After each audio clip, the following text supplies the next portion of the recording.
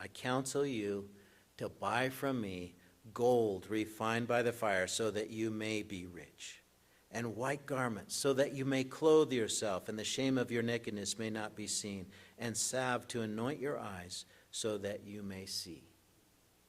Buy real gold.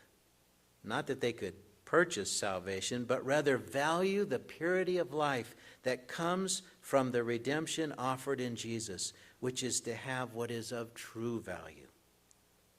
The city was a commercial center.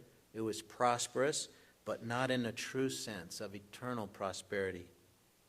They were told to buy white garments to cover their nakedness, and we saw before that that's the righteousness of Christ that we are to wear. He should be their life. Others should see Jesus as we live in him. You know, the city had plenty of wool, but it was black. Jesus wanted them in white. He wanted them to look different.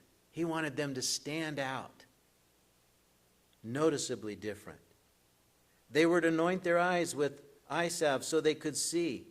You know, they sold eye salve to the rest of the world, but in their spiritually blind condition, they were the ones that needed spiritual sight.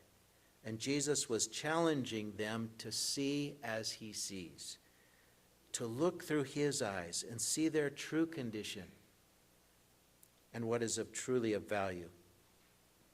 And we all need the same things. You know, many people are starting to get ready for a financial collapse by buying gold and silver. If you turn on the TV, you can't hardly get through any shows without a commercial about buying gold or silver. But what we really need is the spiritual gold of holiness and the gold of God's word in our hearts. We have a wardrobe, but too often we're spiritually naked because we're not walking in the righteousness of Christ. We have contact lenses, maybe we even have lens implants, but we still can't see what's eternal.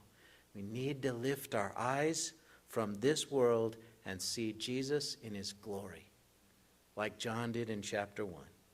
And then we can see what's truly important, the real needs around us and in us, and the will of God in these situations.